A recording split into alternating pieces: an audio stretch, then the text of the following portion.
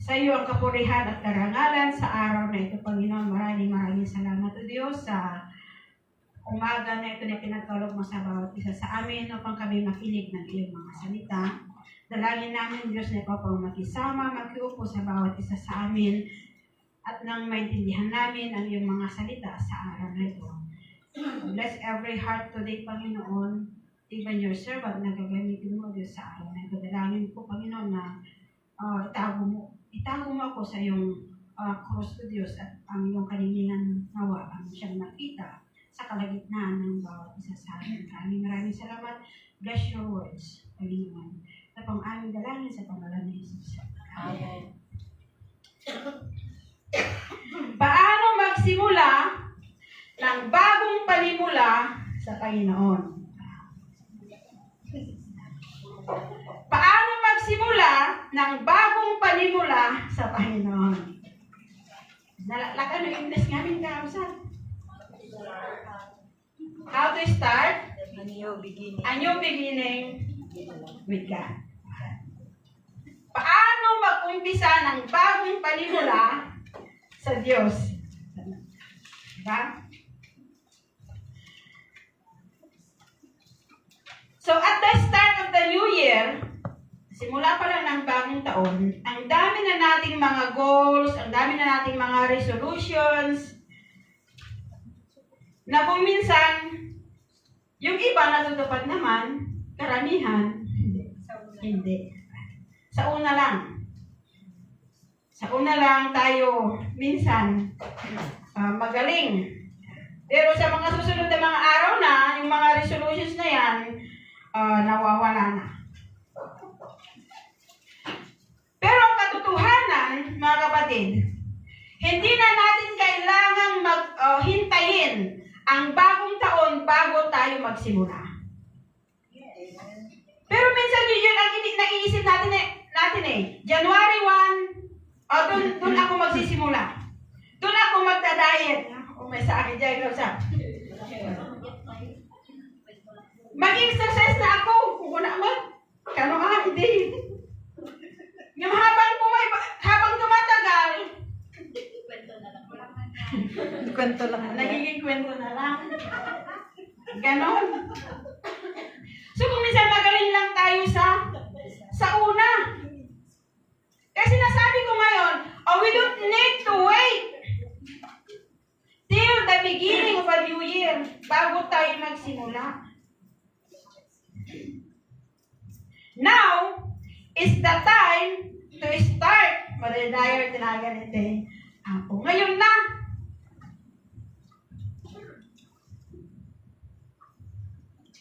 So in Luke chapter 15 verses 11 to 24, ito ay yung the story of the prodigal son.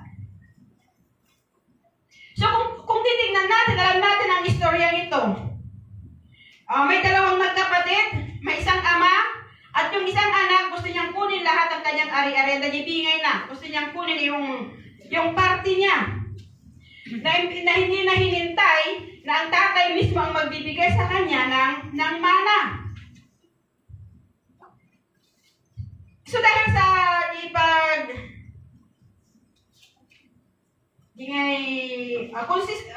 so nagkontent na nga lang, gusto niyang kunin yung kanyang mana, so ibinigay ng kanyang tatay. So in the end, lumayas siya. Lumayas siya sa kanilang bahay, pumunta siya, nag-happy and everything, ginawa niya lahat, linustay niya ang kanyang pera na ibinigay sa kanya ng kanyang tatay. So, nung nawala na lahat ang kanyang pera, kanyang ari-arian, ang kanyang mana, wala na siya. So, ang sabi niya, dahil sa kahirapan, pumasok siya sa trabaho. Pumasok siya sa trabaho. Na nung una, alam niya yung buhay niya doon sa kanyang tatay, maganda ang kanyang buhay. Pero nung lumayas siya sa kanilang tahanan, doon na siya naghirap. So naisip niya, paano ako mabubuhay kung hindi ako magtatrabaho? So nakita ganito pala ang buhay kung walang-wala ka na. Iniwan na siya ng kanyang mga kaibigan. Yung trabaho na pinakamababa siguro noon, diyan pa kanite, baboy. Siguro pa yung feeds din niya. Wala pang mga feeds noon, mga Kangkong at garak. mga galyan, wala daw yun. Tuyo. Mga vegetable pa noon yung mga pinapakain sa mga baboy. So sabi niya, paano kung mabubuhay kung ako'y nandito lang na hindi ako maghanap ng trabaho? So nakita niya, may wanted siguro doon. Wanted. Paper. Magpakain ng baboy. Magpakain ng baboy. So pumunta siya. So nakahanap siya ng trabaho. Pero yung awa niya sa sarili niya, sabi niya, in my father's house, kahit mga katulong, hindi ganito ang trabaho. Sa bahay ng aking ama, hindi ganito ang kanilang trabaho.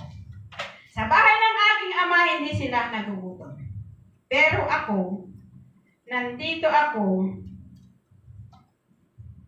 awang-awa sa sarili. Wala akong mga kaibigan, iniwan na ako dahil wala na akong pera. Kaya sabi niya, magsisimula ulit ako. I want to start again. Nagdesisyon siya. Sa kanyang desisyon, bumalik siya sa kanyang ama. Bumalik siya sa kanyang ama. Sabi niya, a new beginning. Hindi bilang anak, kasi nawala na siya eh. Diba, nawalan na siya ng karapatan na maging anak. So, as a new beginning, sabi niya, kahit hindi man ako ituring ng ama ko na isang anak dahil nawala ko na yung tsansa, sabi niya, but as one of my father's hired servant. Doon ako magsisimula, sabi niya, kahit hindi ako anak, at least makapagtrabaho man lang ako, makakain ako, kahit isang katulong lang. Isang servant. So yun ang desisyon niya. Pero kung titignan natin, he was shocked.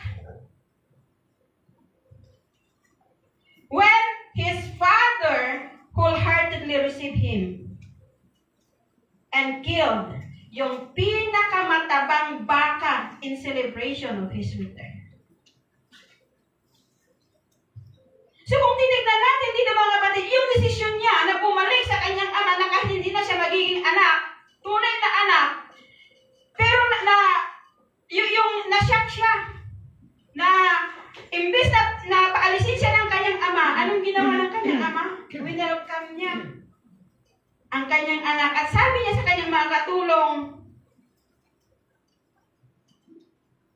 katayin niyo ang pinakamatabang baka at mag-celebrate tayo. So he not only got a new beginning, but he also got a great new beginning as he was restored to sonship. Na-restore yung kanyang pagiging anak muli. Na kahit na ganun ang ginawa ng kanyang anak, kahit ganun ang kanyang ginawa, na-restore pa rin ang kanyang pagiging anak. Hindi siya itinakwil ng kanyang ama. So kung titignan natin ang buhay ng prodigal son na ito, wala namang pangalan kung anong pangalan doon. Prodigal. Siya si prodigal. Prodi. Siya ni prodi. So kung titignan natin, nag-umpisa siya muli. Na-realize niya kasi na wala siyang magagawa. Kung patuloy lang siya doon. So, he need to cut, magdesisyon siya at bumalik siya for a new beginning. So, you can start a new beginning with God today, even sa atin ngayon. You can start with God today. Huwag na natin hintayin ang December 31 midnight hanggang January 1. today, you can start with a good relationship with God. For when you are down to nothing, then God is up to something. Malaydayo tinaganit yan.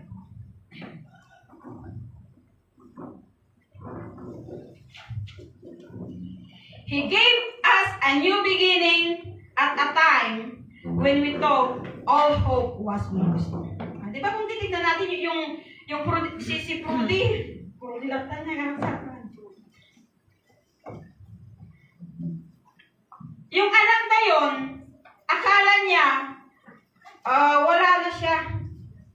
Wala na, pero binigyan pa rin siya ng pagkakataon na kahit yung pag-asa niya ay talagang mawawala na siya ng pag-asa. But God gave him a new beginning. Pwede natin sabihin, I was a sinner on the way to hell. Isa akong makasalanan na papunta na sa impyerno. But God had mercy on me and gave me a brand new beginning. Diba? Pakasalanan tayo na pupunta na tayo, ilang hakbang na lang pupunta na tayo sa impyerno, pero ang Diyos ay may awa at tayo binigyan ng isa pang pagkakataon. He wiped all our sins and He doesn't remember them anymore. So pinatawad ng ating mga kasalanan at hindi na yan lagi po pa itiapo, hindi na niya aalalahan yung ating mga kasalanan. Anong sabi sa 2 Corinthians chapter 5 verse 17? Therefore, if anyone be in Christ, he is a new creation. The old has gone, the new has come. So kung titignan natin dito mga kapatid, yung daan, yung luma, naalis na. At tayo binago na ng ating Panginoon. He put them far away from Him, as far as the east is from the west. Di ba sabi doon? In Psalms chapter 103, verse 12, as far, Psalm 103,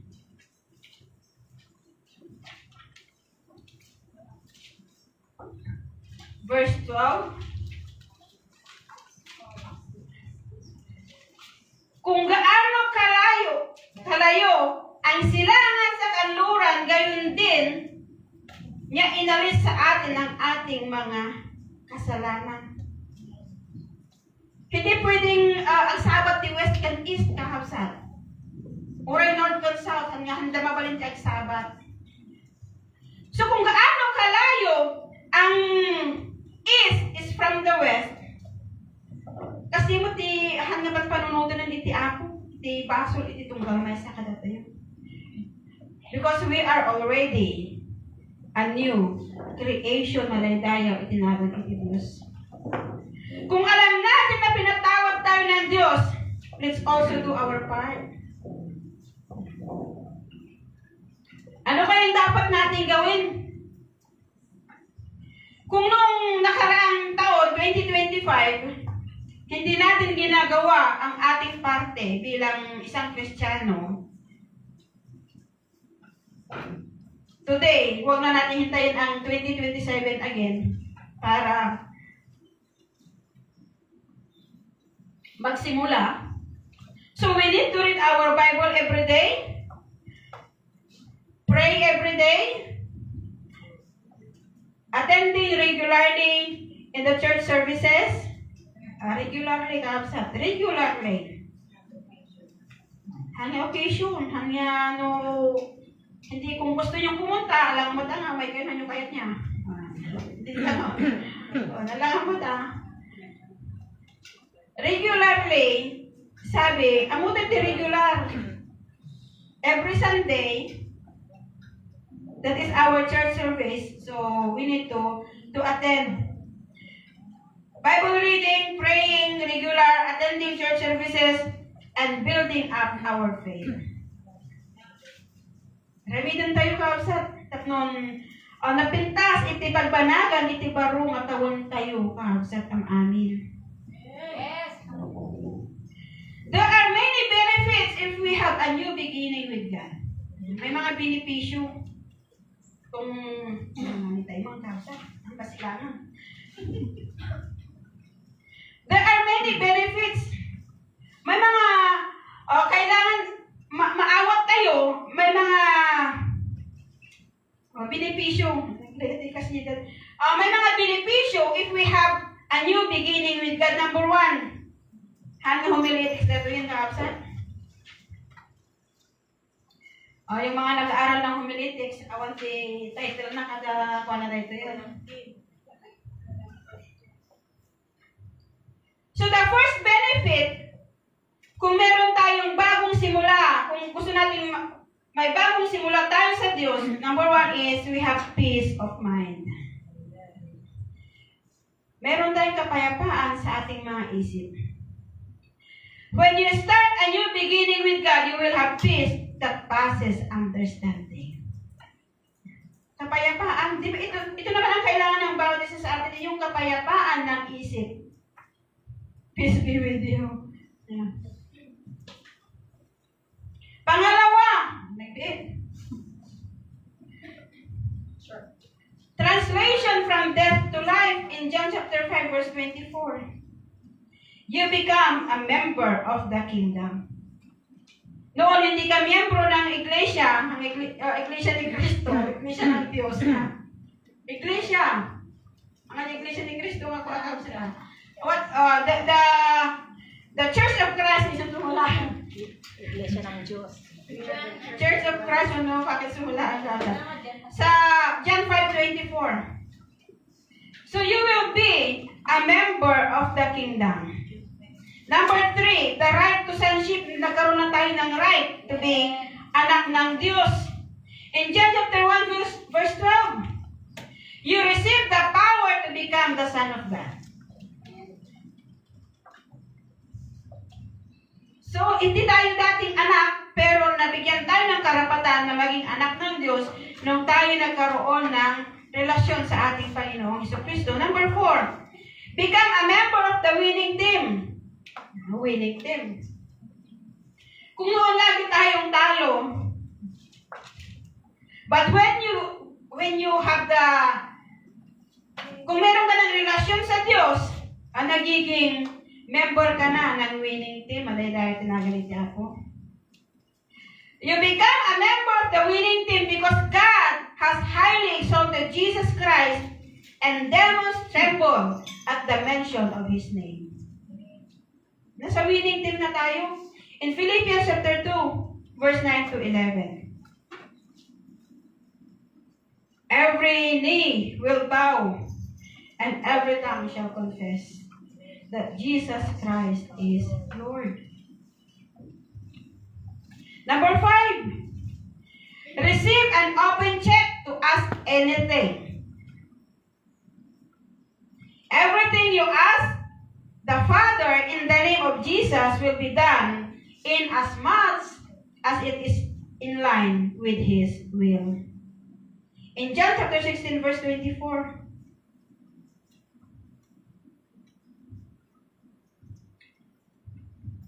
number 6, benefit, escape from the wrath to come. Mailisi tayo iti pungtot nga umaito. The Bible makes us understand that it is appointed for us to die and after death face judgment. Having a new beginning with God will guarantee escape from God's impending wrath to unbelievers.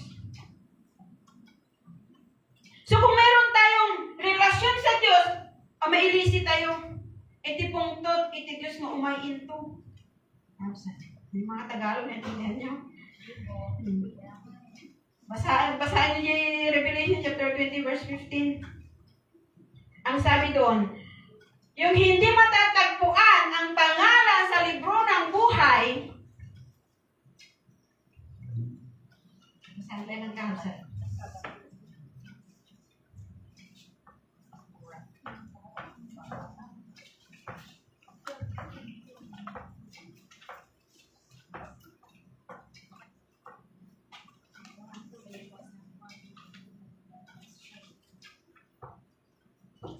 Sabi doon sa verse 15, itinapon sa lawang apoy ang sinumang hindi nakasulat ang pangalan sa aklat ng buhay. So kung wala kang relasyon sa Diyos,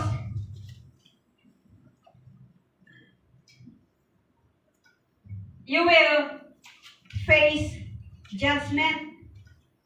Pero kung nagkaroon ka ng relasyon sa Diyos, mailiklik ka. Instead of judgment,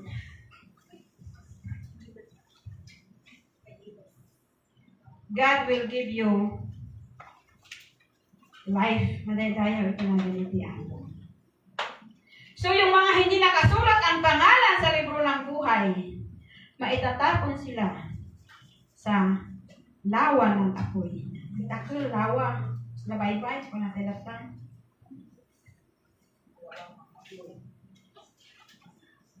Number 7, have a guilt-free conscience. Anda kong science na, guilt-free kung science.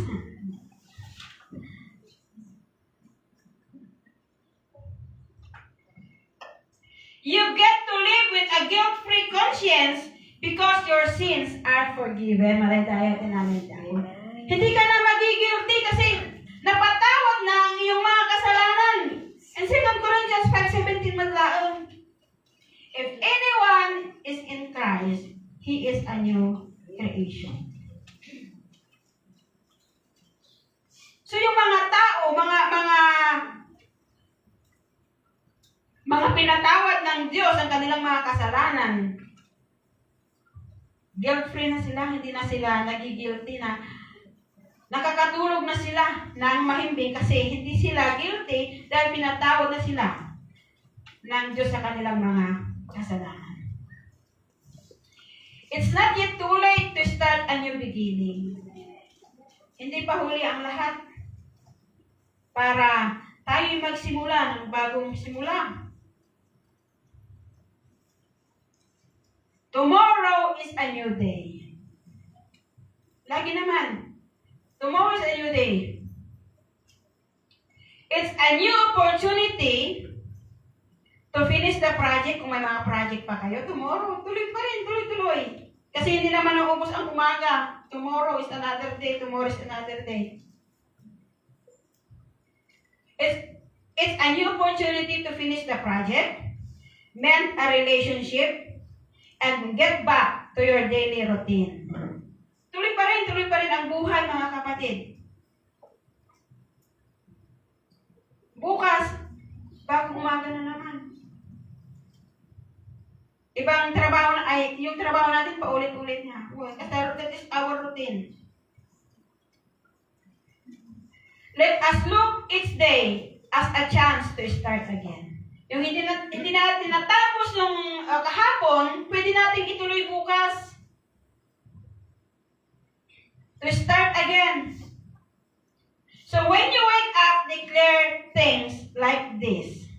Pagkagising natin sa umaga, ito sana ang ating masasabi, mga kapatid. In Psalm chapter 118 verse 24. Ito sana ang lagi nating i-declare, mga kapatid. Pagkagising natin sa araw-araw, pagkagising natin sa umaga, sabihin sana natin sa Diyos, this is the day that the Lord has made. I will rejoice and be glad in it. Dahil tinaganit ihapo.